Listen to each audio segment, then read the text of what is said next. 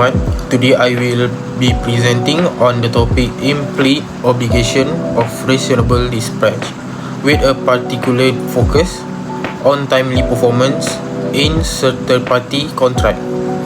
In maritime law, not every obligation is written clearly in the contract. Some duties are implied by law because they are necessary to make the contract fair and workable. One of the most important implied duties is the obligation of reasonable dispatch.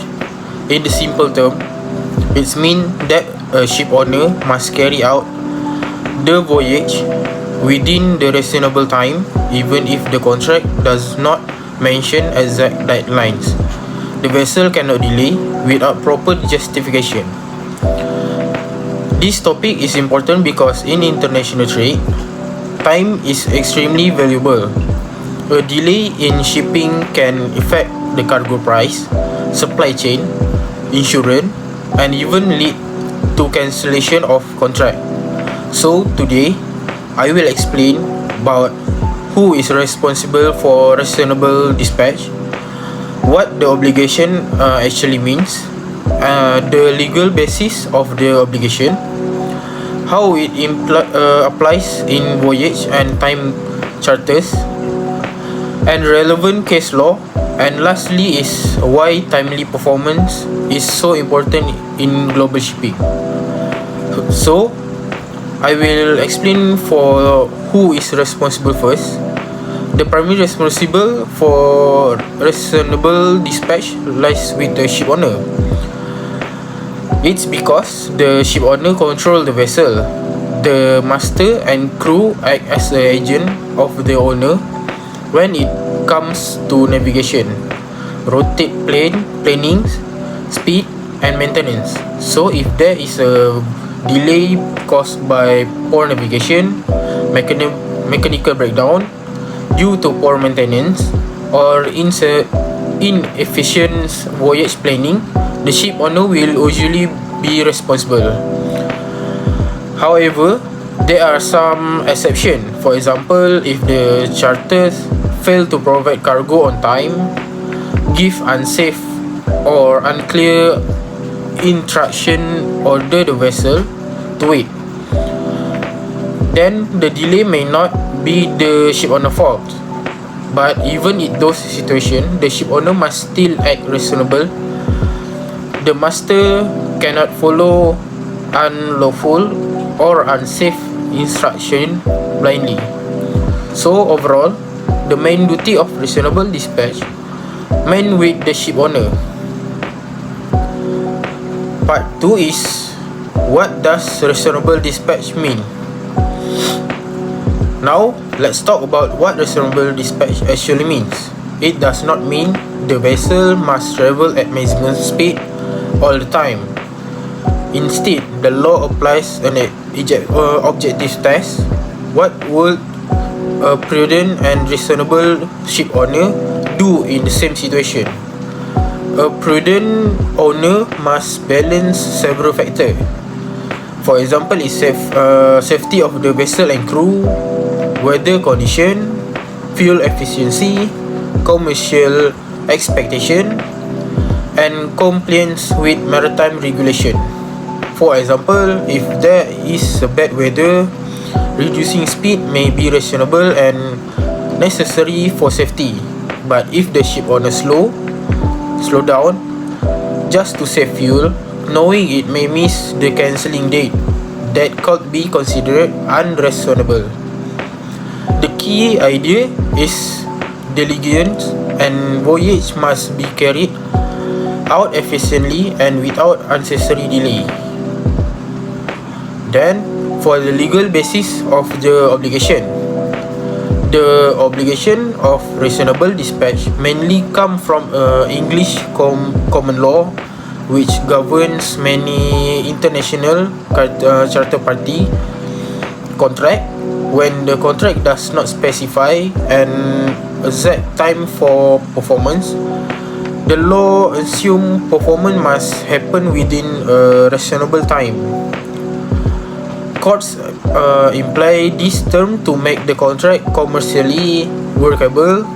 Without this implied duty, one party could delay and still argue they did not breach the contract.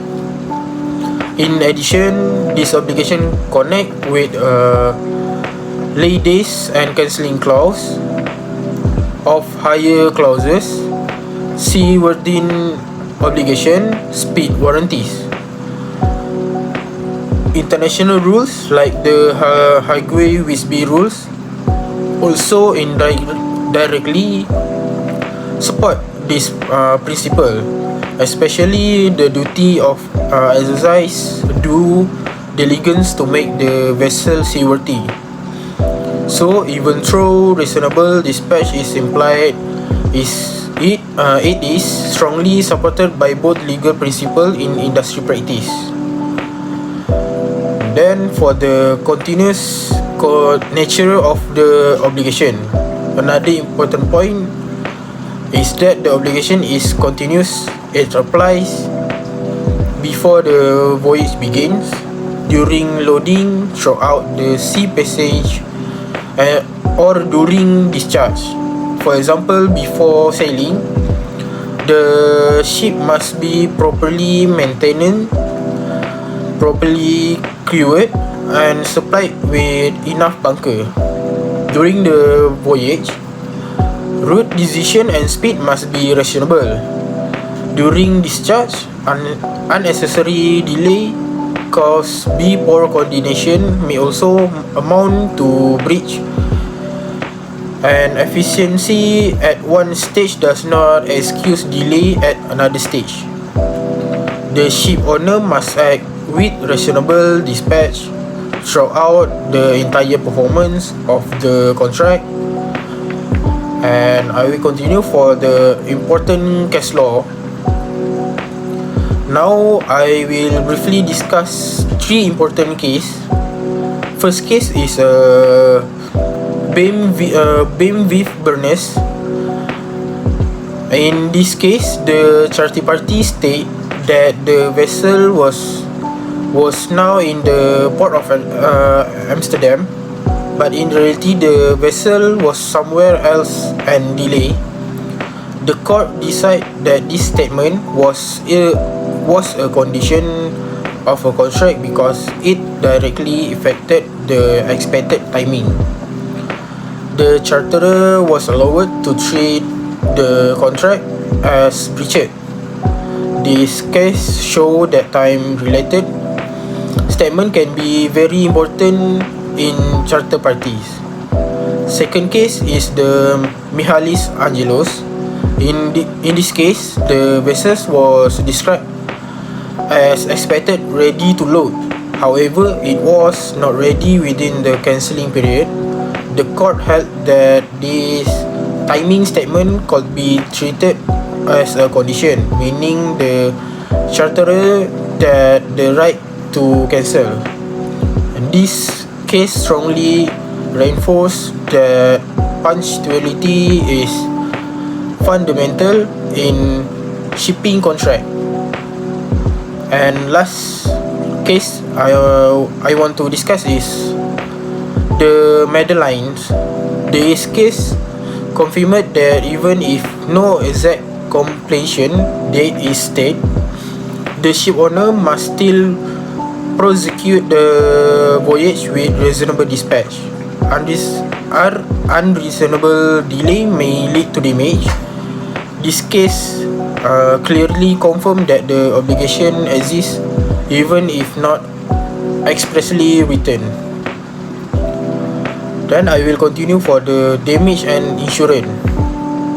If the ship owner breaches the obligation of reasonable dispatch, the charterer may claim damage, and the court apply the principle of foreseeability based on the case of Venley Besendale. This means the loss must be reasonable, foreseeable, and be directly caused by the delay.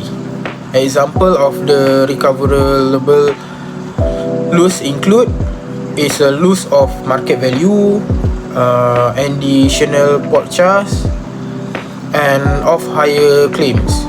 In serious case, delay may even allow the charterer to cancel the contract. There may also be insurance implications if delay amounts to unjustified deviation. Insurer may argue that the risk has changed for what was originally insured. In some situations, this could affect insurance coverage. Then, why timely performance is so important? Timely performance ensures fair allocation of risk. Ship owner control navigation and operation, so they shall bear the consequences of operational delay.